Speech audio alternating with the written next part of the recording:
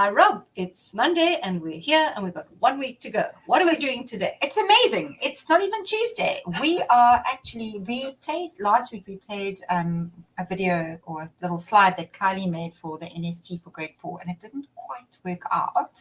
So I put it onto our Facebook page and our Instagram account, and in there she talks a little bit about Plickers. Oh, awesome. So is that what we're going to look at today? Yeah, totally. So we're going to have a little look at Plickers today, and while you get that ready, I thought that what would be exciting for us to do, or we thought that it was exciting to introduce it using one of our favorite YouTubers, Michelle Ferrer, and we're going to let her explain how it works, and then we'll pick it up after that.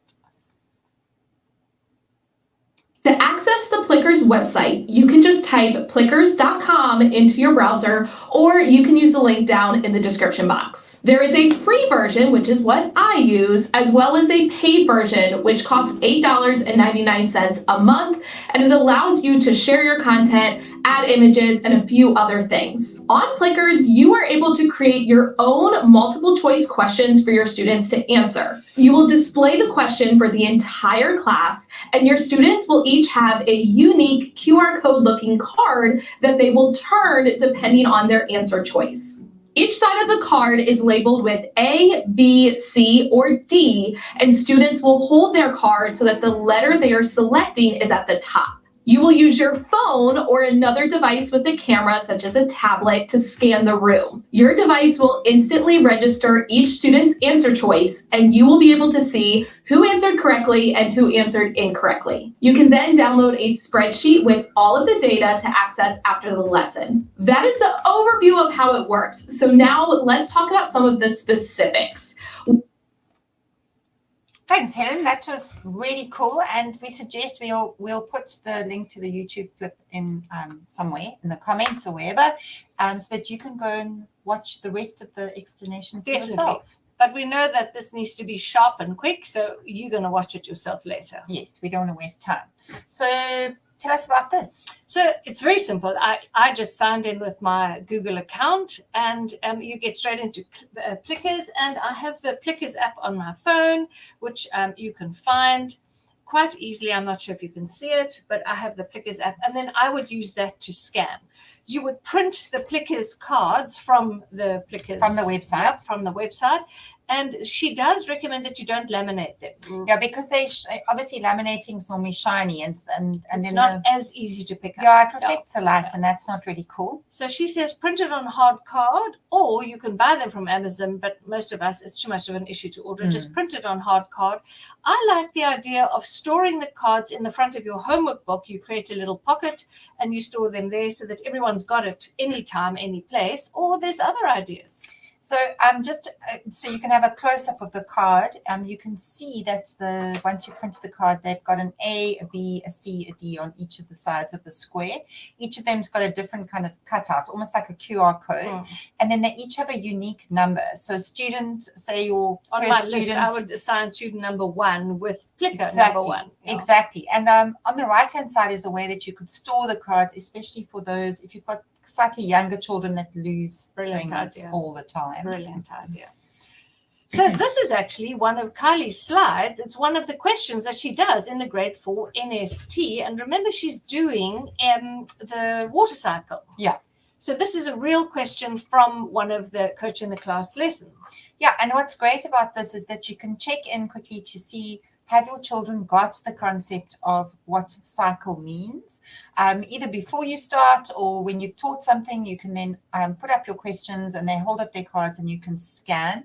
And what's great is it's instant feedback. So you know straight away who's got it, or how sort of the percentage of kids that have got it in the classroom.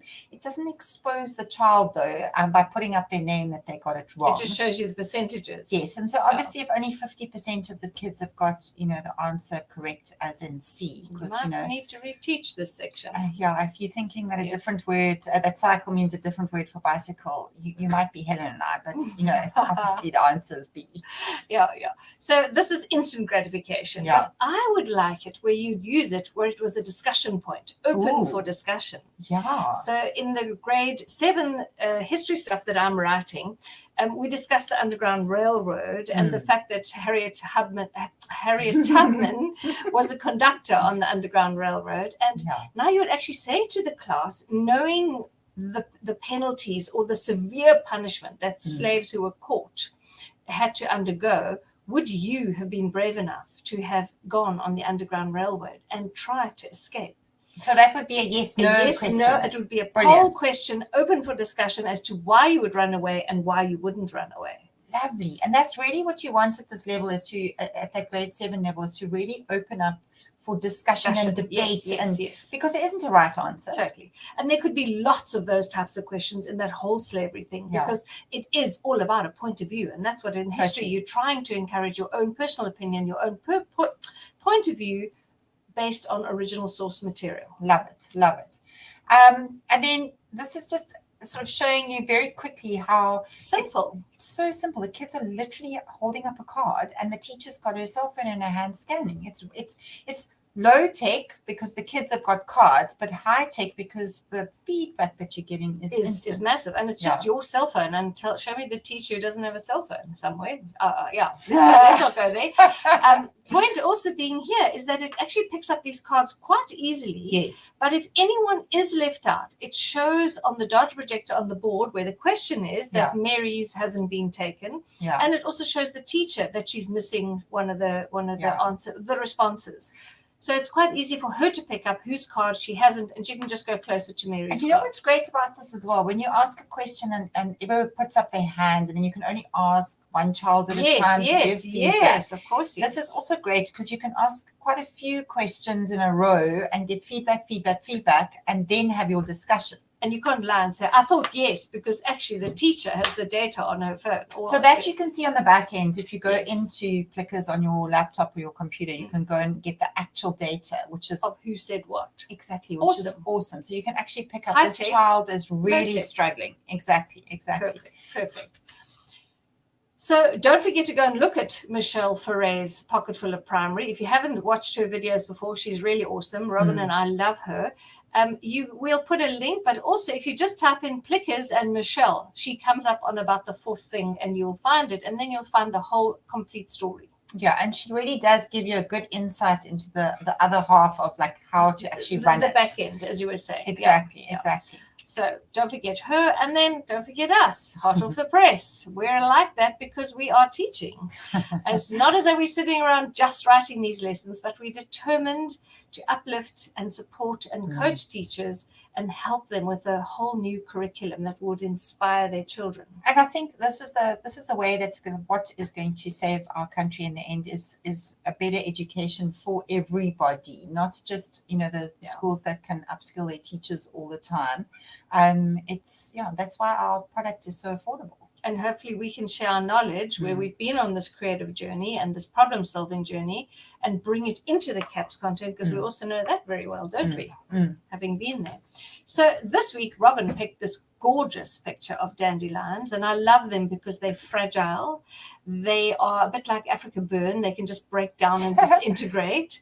Rob, why did you pick it? Well, I liked that normally the dandelions are white, but in this particular case, they've been dyed a few different colors. And that's quite cool because we've got to look at change. Don't always accept things the way they are. I love the fact that when that the little old wives' tale or whatever it is, the belief is if you blow on a dandelion, it grants you a wish as it blows away. I wish that coach in the class would prep all my curriculum for next term. Oh, we might be able to grant that wish. And I love the idea that when you blow these seeds in all these different directions, obviously some just blow away and they wash away in the water or they don't land on fertile soil. But there's so many seeds that many of them do land on fertile soil, and they take root and something new and beautiful grows and another dandelion is formed. And I love that. I think that's lovely. Awesome. We're getting quite philosophical in our age, eh? Yeah, I know. It's lovely. So with that, philosophical thought in mind. Be the dandelion. Be the dandelion. Be the person that blows on the dandelion, that wishes for something better for us as teachers and our country as in their education. Perfectly said. Lovely. So we'll see you next week on Monday. I think so. Because although it's school holidays, We'll be working. We'll be working hard. Yes, exactly. So we'll see you next week. Have a wonderful last week of the term, and we'll see you next week when you're on holiday.